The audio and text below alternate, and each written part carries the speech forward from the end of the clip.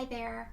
My name is Caryn and I am a fertility coach and I help women stuck in secondary infertility and IVF and miscarriage make their next cycle their best cycle.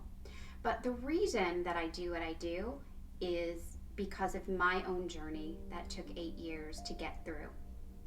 Just like many people, I thought that after college you got a job and you rode the hamster wheel, and that's what I did for a very long time. I actually worked in the fashion industry. And when we decided we wanted to try for a baby, I thought that it was going to be easy peasy lemon squeezy, and it was everything but that. And after it didn't happen, month after month, I knew that we were going to need some intervention, and our doctor sent us to see a fertility specialist. And it was really upsetting. We had spent many, many months trying to get pregnant, and it was really, really hard. I felt like I was letting my husband down. I felt like my body let me down. It was a really, really hard place to be in. But once we found a fertility specialist, I'm happy to say that we actually got pregnant with our first round of IVF, and it was amazing. And seeing my son for the first time, there are no words to describe how magical that was. We had decided when he was about a year old that we were going to start trying, and being that it took us a little bit longer than we had hoped, we went right to IVF when he turned a year old. And I had this thought in my head that it was going to be just as easy. And we did our first cycle, and I remember to this day getting our results, and my heart was beating so fast, like it always was when I got my 2-week weight results. And the nurse told me that we weren't pregnant, and I was crushed. I had no idea how this could happen because, I had this false sense of hope that it was going to happen the same way the second time. And when it didn't, it crushed me. And I wish I could say that it happened the cycle after that, but it didn't. And in actuality, it was almost 5 years, 5 miscarriages, and 15 ART cycles to conceive our next child. And it was tough, but let me tell you, I felt like I understood why everything happened. When we got pregnant with twins, I was so excited. It didn't take away from everything that had happened to us, but I felt like, the universe had a plan, that God had a plan. So when I was in my second trimester, we had decided to go away, and I was feeling a lot of pressure and a lot of pain, and I had discussed it with my high-risk doctor. I was a high-risk patient, and he let me go away on vacation to an island, and unfortunately things went really bad when we were there. I needed to be rushed via police boat to a hospital that had no high-risk doctor there, and at one point they were fearful for my life. I had started bleeding really heavily, and I was septic, and I just remember thinking in that moment, save my babies. Like, I am so scared of death, but I just wanted them to save my babies in that moment. I eventually was taken back the next day via ambulance to my home hospital in another state, and the second that I got there, my water broke, and it was obvious that I needed to deliver baby A, who was closest to my cervix. And it was a really difficult thing to do because of a blood clotting condition that I had. I had to be put out completely because they couldn't give me an epidural.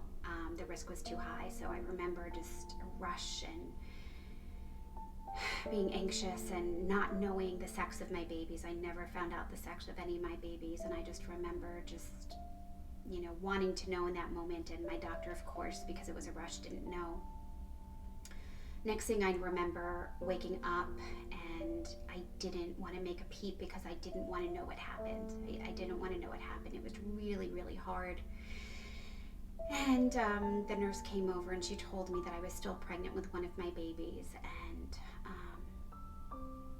told me that my son, my second son, had passed. He was born too early to survive.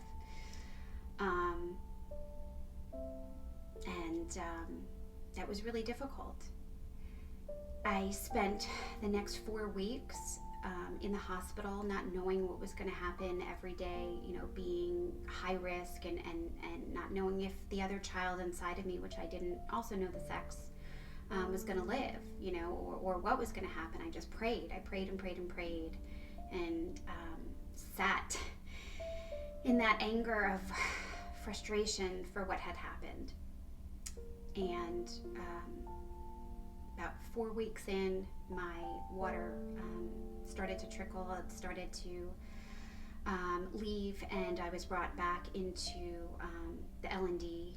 For that month, I was in the perinatal unit, but I was brought back into the labor and delivery unit and was put on magnesium, heavy doses of it, and given shots to help the baby in case the baby was born. And we had several conversations with the neonatal doctors, and it was decided that we were going to try to save our baby because we were far enough where the baby could have been viable. And I knew I was in labor, and somebody told me I wasn't. And again, I was just remember thinking, oh my God, I'm in labor. I had horrific pains, and it was, my husband had just come to see me with my son, my oldest son, and they had left, and I knew I was in labor. They had to call him. He didn't believe that I was in labor, and I just remember thinking, oh no, not again. And it was another traumatic delivery, again, needed to be, because it was an emergency. I needed to be completely sedated, and I woke up and I had no idea what happened. But this time, my husband was next to me, and he looked at me and he told me that we had a little girl, and he named her Olive because she looked like a little olive. And he had gotten there just as they were wheeling her up to the NICU. When we had our conversations with the neonatologist, they had said that baby girls do better than baby boys. So I just remember thinking, okay, this is great. But my initial reaction was not to go and see her. I was just so scared. I was so scared about losing another baby. But from the second I saw her, I knew that I was going to do everything in my power for her to be okay. And that is what I did for 135 days. A baby who was born after a miscarriage is called a rainbow. So my son Olive, my first twin who was born, was a rainbow. And a baby who was born after a child that is lost is called a sunset baby. So my daughter Olive, her twin, who died, she is a sunset baby to that twin. And I'm very grateful. I'm very grateful, and I just want you to know that if you're listening to this story, that there's hope. There's so much hope, whether it's getting pregnant or keeping the pregnancy or delivering or the NICU.